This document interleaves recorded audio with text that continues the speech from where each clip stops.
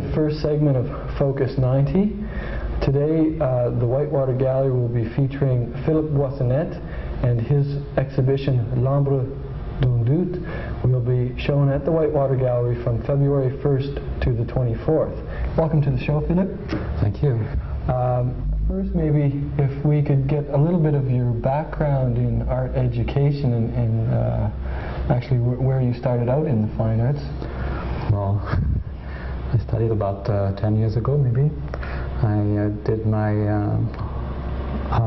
art education in France at the beginning, and at the Fine Arts School and at the University of Paris. Then I came to Montreal 8 years ago to complete a Master of Fine Arts at the University of Quebec in Montreal.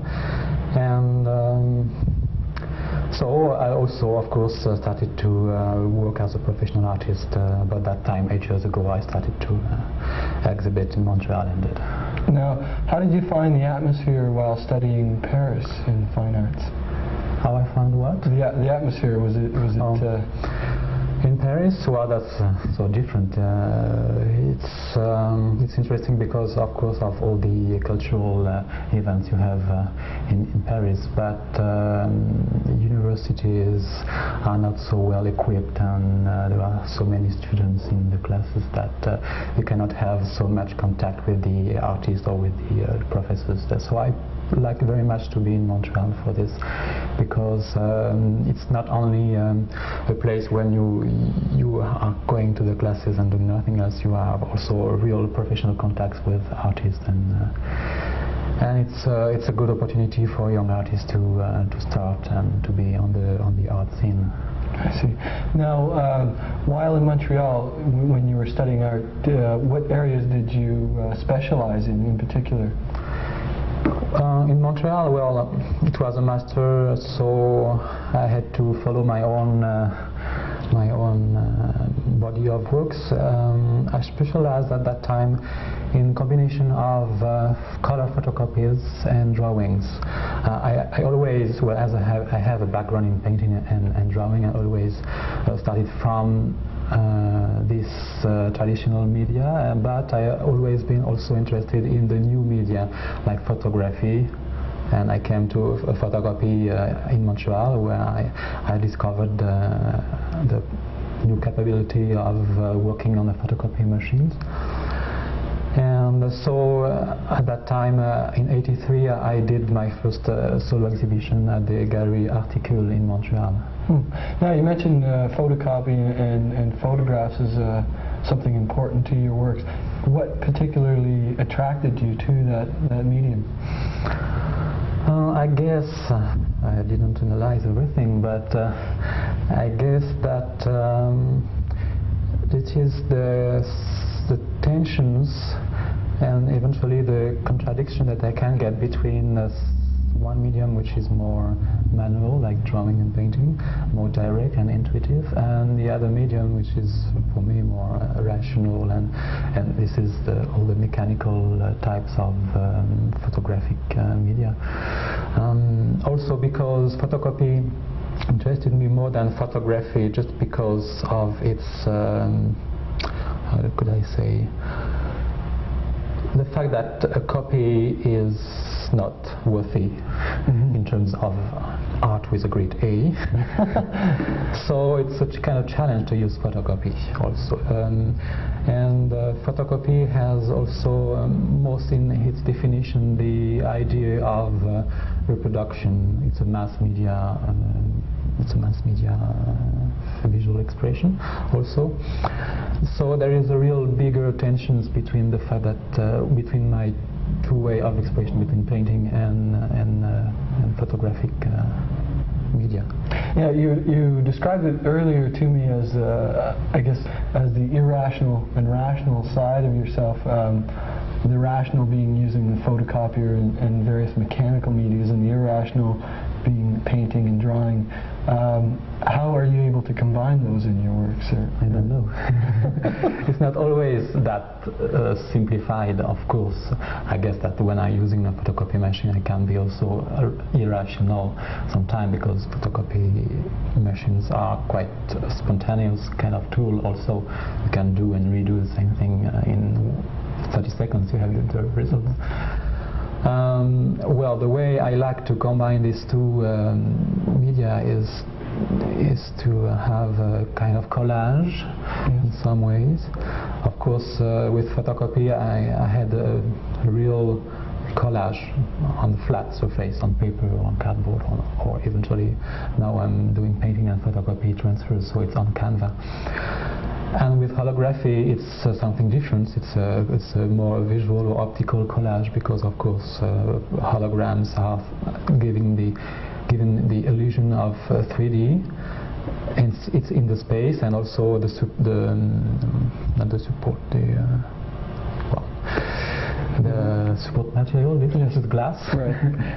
The glass or film is not very easy to associate with a Canva or with a paper. Right. So of course I have to build this collage in the space, but it's really pushed me over my first limits, and I really it was the first time for me to be introduced to a more environmental or special kind of work. Now, possibly if you could explain how you first became interested in holograms, and then your experience as an artist in residence in Toronto. Yes, true. I always been interested by the holographic images. The first time I saw hologram, it was in Paris at the Museum of Holography, and then in New York. And I was very much interested by this capability of being between the 2D and the 3D representations, being something flat and not, and light, and also something material and not material. So I like the ambiguity of holography, which corresponds, I think, to what I have to say. And so once I was aware of this artist in residence program at the French Research Holographics Laboratory in Toronto, I made my proposal. It was in '84, and they selected I think 5 artists in whole Canada for that time to realize their projects, even if they never did holography before. They were supported by technicians, and everything was done in order that the artist can make his project and have a good result. So it was in '85. I did my 2 first holograms at that time, and then I applied again in '86. I succeeded in second time, and after that I had the chance to get some grants from the Quebec Affaires Culturelles, the Ministère des Affaires Culturelles, and so that's when I did all these works, L'ombre d'un doute. Right. Now, how did you find combining the actual holograms with, as we spoke earlier, traditional paintings and other forms that were traditional? Did you have a difficulty making that step or combination? Yes, it's really a challenge, and that's why I like that, I guess. I like challenges. It's difficult, of course, because, well, first holography costs quite a lot of money. Yes. So when you start to do a hologram, you have to think quite a lot ahead in advance what you want to do, because you don't have the money to... it's not like when you do sketches, you can do 10, 20 sketches and you just change your mind and you do another one, and it is the good one. In holography, you have to have the right image. The first time when you don't have a big budget, that was like my case all the time. So it is difficult, because I like to progress slowly in the evolution of a piece of art. But then once I have my concept, and then when I have made my holograms, everything is not decided at that time. Then I decide, once I have my hologram in front of me, what I must do in terms of painting or sculptural effects in my studio. Maybe the biggest pleasure I have is once I am in my studio to try to combine everything and to give a form to my concept. Okay, maybe we'll get right into the show itself here at the Whitewater. The first piece that we could discuss is I guess is used in the rest of the piece, which is called Zone d'Ombre, and that's an actual bust. If you can go into the creation of that, and then how you use that image throughout the rest of the show. How I use the image of the hologram? Of the bust itself. The bust. The bust. Okay. Well, this is of course. Well, I have maybe here 5 or 6. Don't remember. Yeah, 6 pieces with this bust here. So it's a repetitive image, but each time I have original and unique pieces because, of course, of the integration of painting and sculpture. So there is one part which is multiple, and the second part of each artworks is a unique piece. This bust is, of course, for me has a certain meaning. It is a reference to some classical references to the what we call the cliché of the Venus or Aphrodite bust, which is quite emblematic of the Occidental culture. We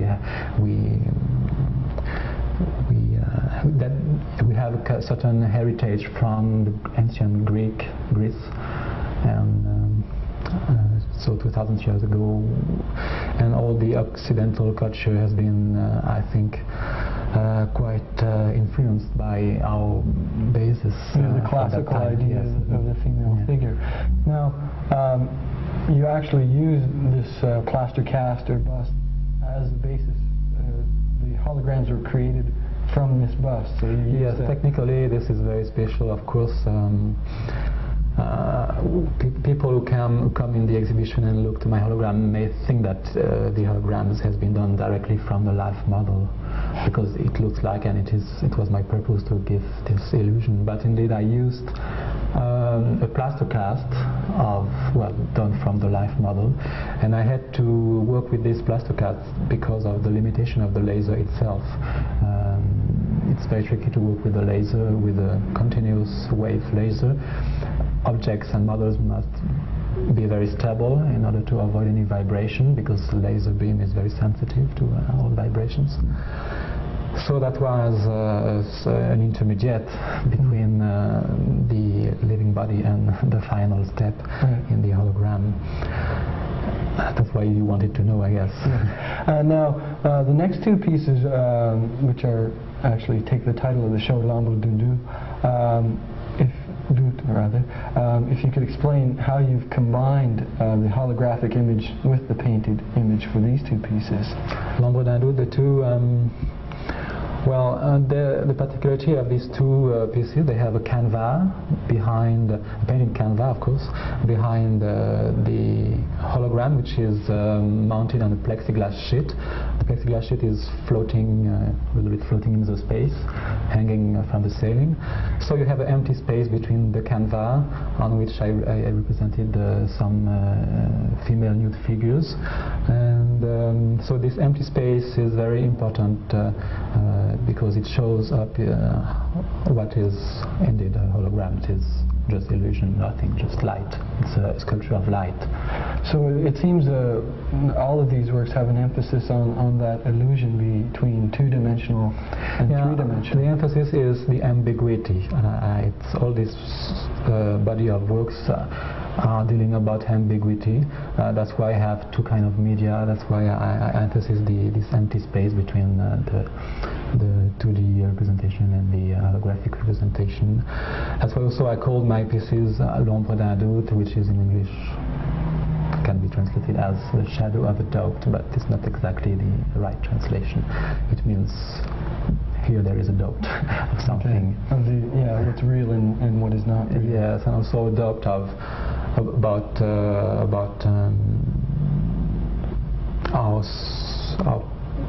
our time. I think we are in a period of time where there is the influence of new technology in art, the influence of technology in the society, and we are just in the middle, or just at the end of the century, going to the 3rd millennium.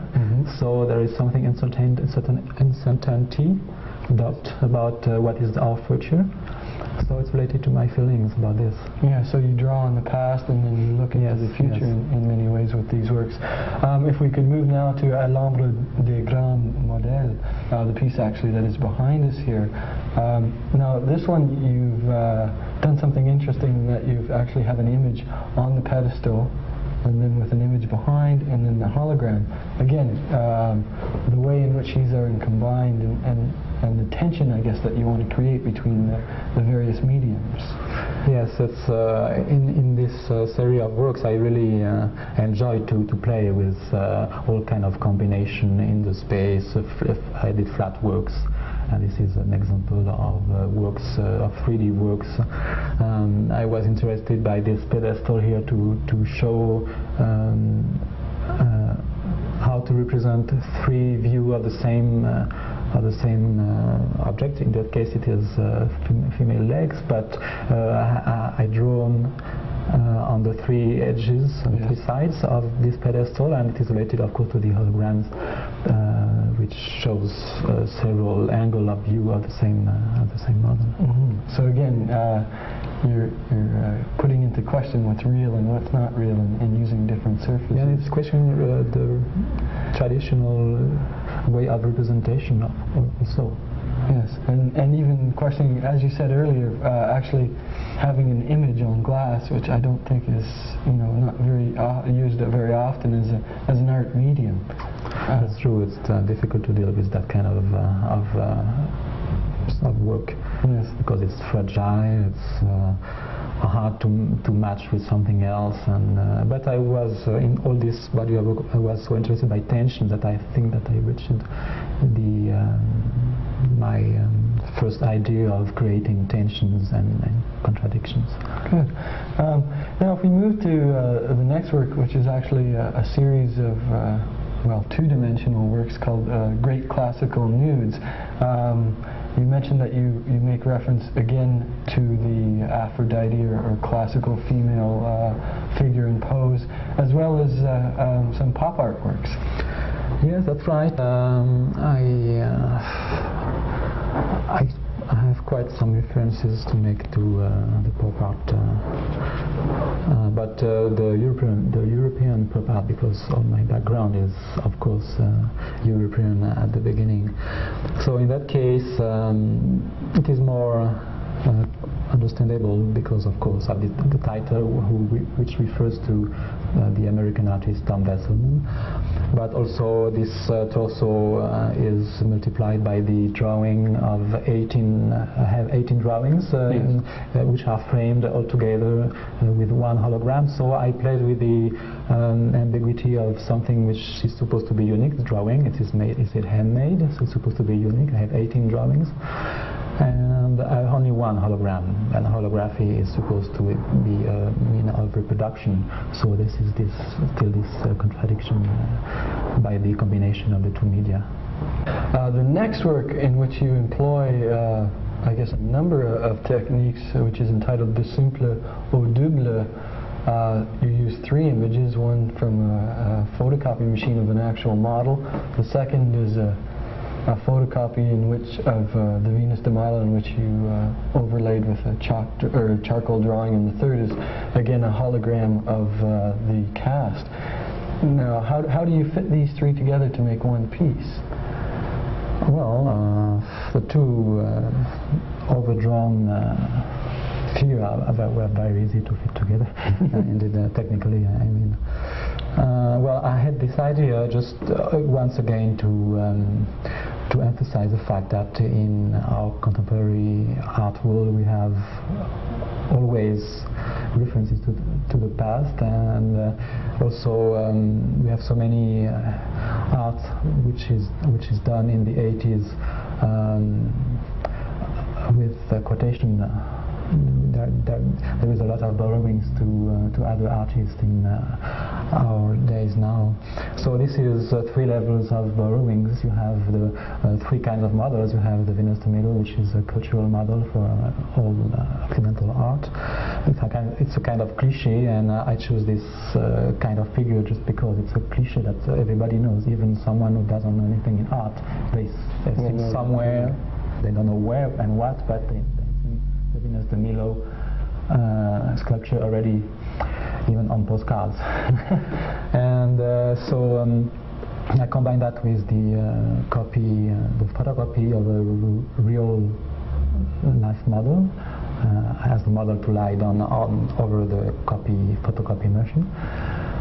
And so I transferred that on the paper. I redrew, and then I combined with the hologram of the same cast, of course.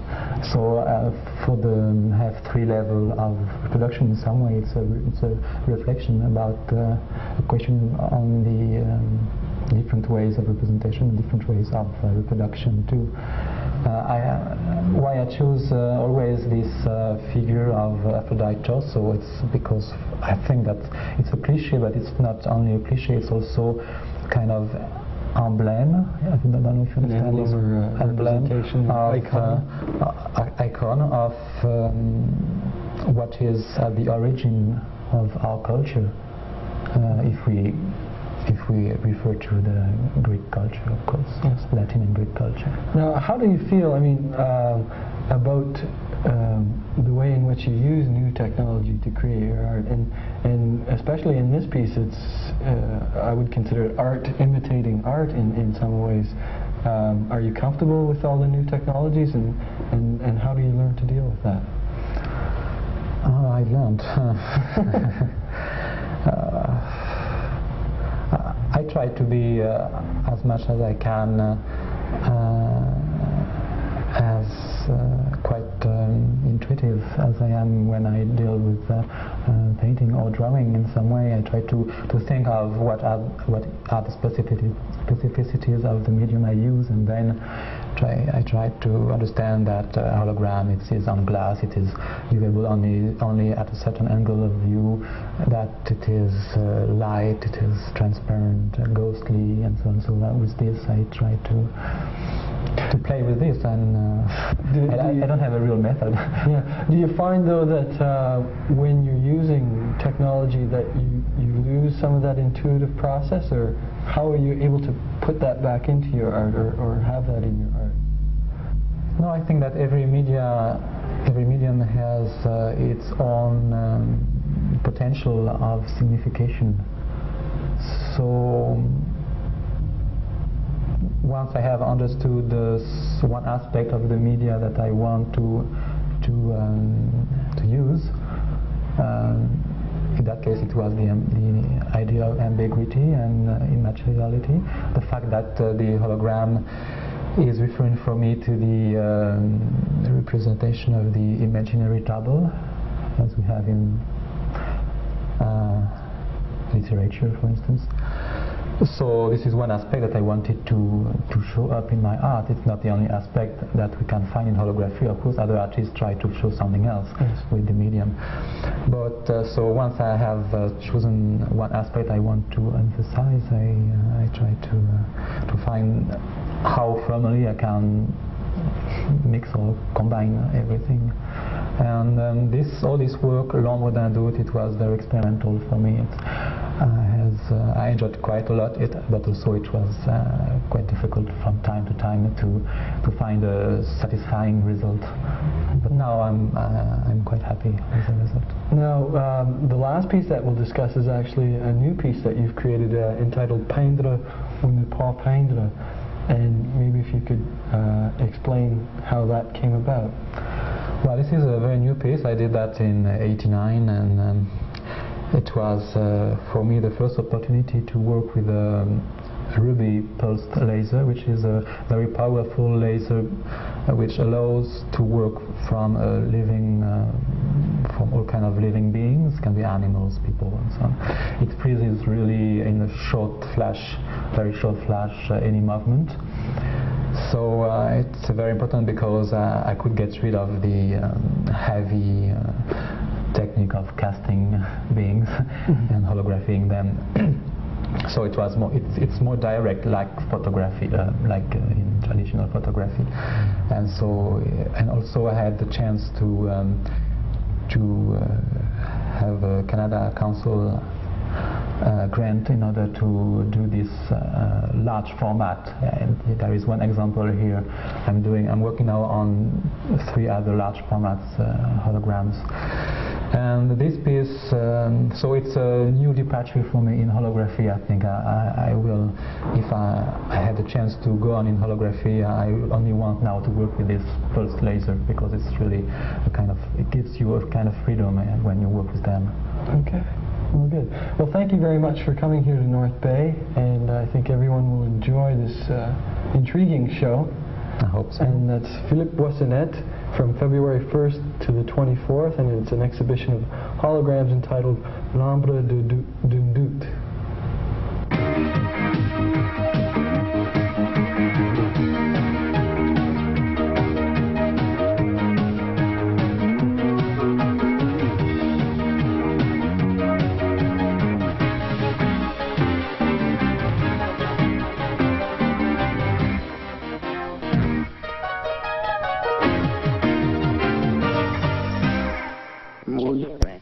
Les groupes populaires, eux autres même se rendent... Monsieur Roger Roy, agent de probation de la libération conditionnelle de North Bay. S'il y a un message à dire à la communauté francophone, c'est dès que... travailler à la mine, je peux te faire rentrer à la mine. Viens travailler dans le bois avec moi. Le jeune, ben, a pu se dire pourquoi continuer l'école.